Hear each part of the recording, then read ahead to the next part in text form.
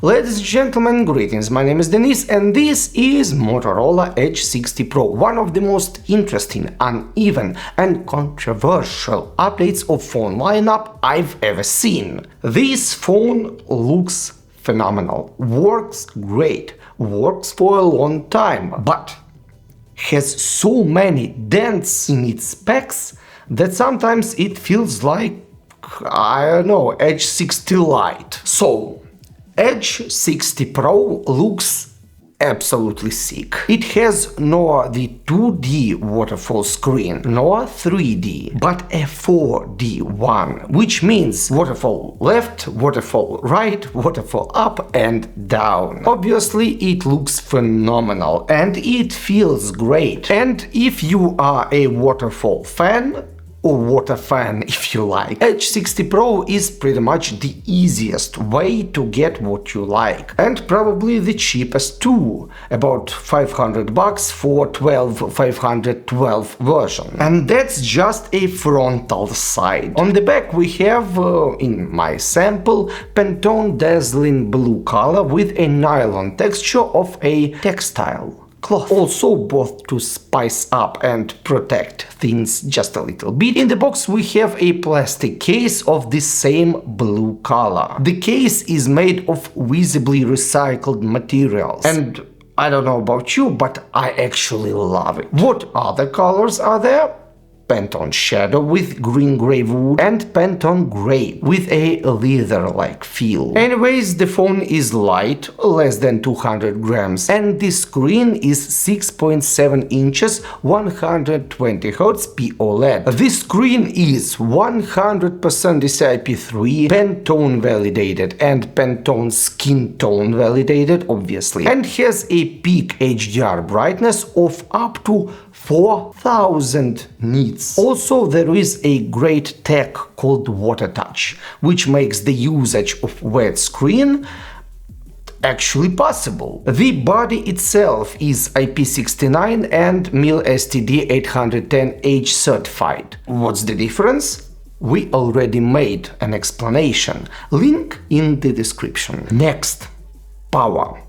MediaTek Dimensity 8350 is almost as good as the current Motorola flagship. RAM is equally as good, at least in speed. Okay, what else? Wi-Fi 6E, Bluetooth 5.4, cameras are great for photos and, as usual for Motorola, average at best for videos. Motorola also upgraded the HDR AI capability, so the phone can make a phenomenal photos, equal to a flagship. Also, now you can imprint the metadata of your photos directly into the picture, on the picture itself, which is great news for social media creators. By the way, AI now is much more deeply integrated into Moto's very own Hello UI, based on Android 15. It even has its own button on the left side. And it's better than Bixby button. Because, yes, it cannot be reassigned, but you can control it, so you'll probably never call Moto AI accidentally. At least I never did. The sound of the phone is also great.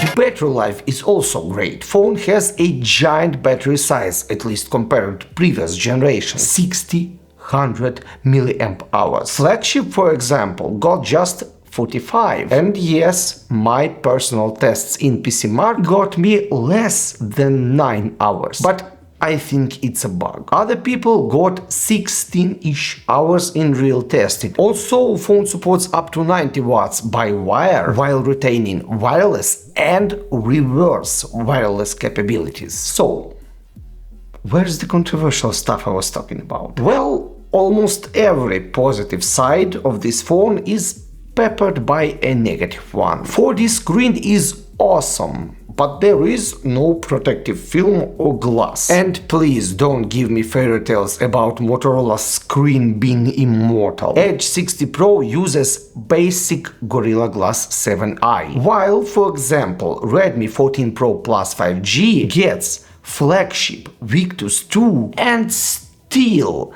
has protective film out of box. Also, specs of the screen itself, yes, are excellent, but there is still no AOD support, always on display. And this is very strange, because if Motorola's support is to be believed, it's not because of LTPS panel, but because of software block.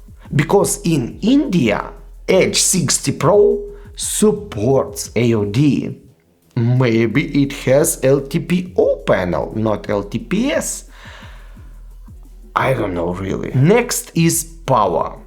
SoC is absolutely great in small bursts. During work it is excellent, it's snappy and fast, but in games, it throttles. Like, it loses 70% of speed in 20 to 30 minutes. Flagship barely loses 30. So Edge 60 Pro is good for light work, but it's not great for games. Next, communications. No Wi-Fi 7, no ultra-wideband, and no USB 3. Only 2.0, which is weird because Edge 60 Pro supports Motorola Ready Now, aka desktop mode. By the way, write in the comments below if you want to see a full video about Motorola desktop from me personally. And yeah, cameras are next. Say bye-bye to some features from Edge 50 Pro, like laser AF on the main shooter or autofocus. Any autofocus on the frontal camera. And again, year into year, no professional video mode. Motorola is one of the last, if not the last, who avoids it like wildfire. And bite me if I know the reason. Even